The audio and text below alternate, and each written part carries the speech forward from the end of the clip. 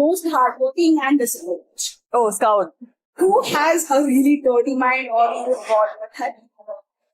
Sensei. Who is somebody who falls in love too easy? Sensei!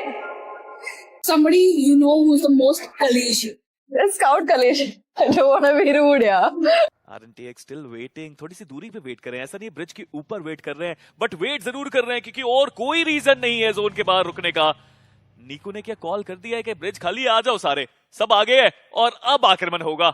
जी हाँ, pen उन्होंने spot भी करा है और जग्स के लिए तो इंपॉर्टेंट है इस मुकाबले में अंक निकालना। अगर सच में वो यहाँ पर एलिमिनेट होते तो आप सोचिए टॉप 8 से वो बाहर हो जाएंगे। और चलिए, पेन उन्होंने कुछ गलती की नहीं, इंस्टेंट नॉक, इंस्टेंट समापन। और देखना इंपॉर्टेंट है कि अब आगे वो क्या करते हुए नजर आएंगे दो खिलाड़ियों के साथ।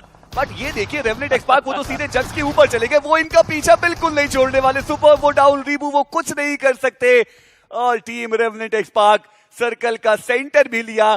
बट मैंने देखा वर्सेटाइल के नेड गॉड वो शायद M24 चला रहे थे और एक फिनिश भी उन्होंने उस M24 से निकाला, वो भी काफी बढ़िया। बट ये क्या, निंजा जॉर्ड के उस व्हीकल के ऊपर राइडर के खिलाड़ी आ गए और ट्रेस गॉड उन्होंने कोई गलती की नहीं। राइडर, आप ऐसे राइड करके नहीं आ सकते, ये डिप ऑफ डेथ है रेवनेंट एक्सपार्क।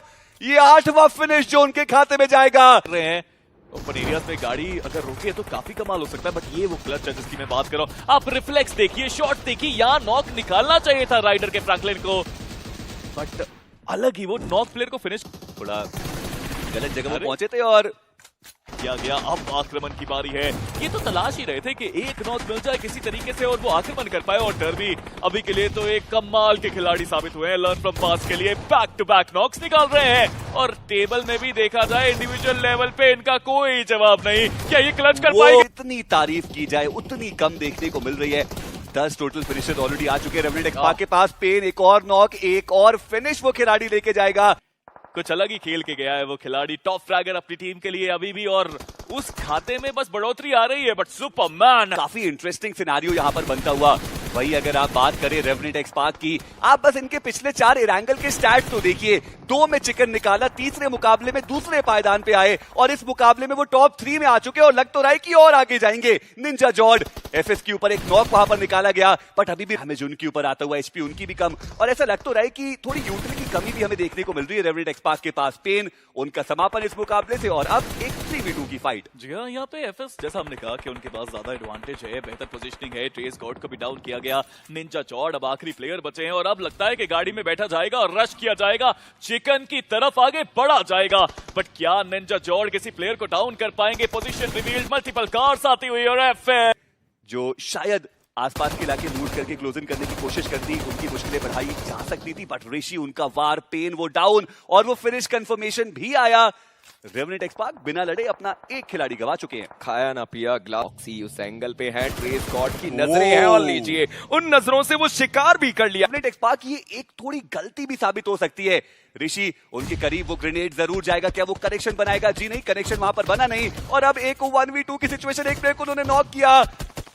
मुश्किलें रेवनेंट एक्सपार्क के लिए बढ़ती हुई, जो बाकी के प्लेयर थे वो भी आती है और ऋषि उन्होंने अकेले यहाँ पे 1v2 किया है रेवनेंट एक्सपार्क को। जैसा आपने बोला भी इंजीनियर कि ये स्ट्रेटेजी कुछ खास समझ में आई नहीं और वहीं पे 100 में हुए थे और उन्हें भी बचाने में सक्षम हुए। बट आप यहाँ पर 100 को देखिए, वो लगातार गोलियां बरपाते हुए फटाफट से अपना कार्य कीजिए। बट यहाँ पे वापस ने तो चेज करके मारा है, अभी भी लगे हुए हैं।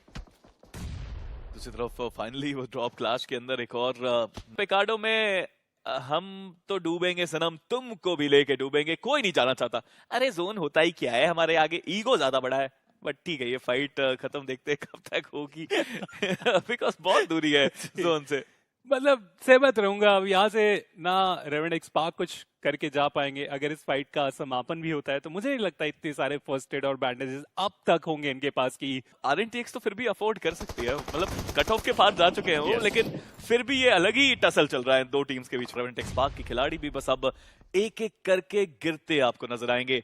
अब ये ना वो बैटल हो गया है, कौन पहले मरेगा जोन से, और जीत हुई। वेलकम टू पिकार्डो रेवनेंट एक्सपार्क की। I think we should go back and focus on the zone now. जी हाँ, और प्ले जोन से चलिए, रेवनेंट एक्सपार्क के भी प्लेयर हमें यहाँ पे गिरते हुए देखने को मिल जाएंगे। क्रेट लेके यहाँ पे आगे बढ़ रहे हैं कि चलिए, हाँ काफी ज्यादा बेहतर, और ट्रेस उनका भी कंफर्मेशन वहां पे आ चुका है।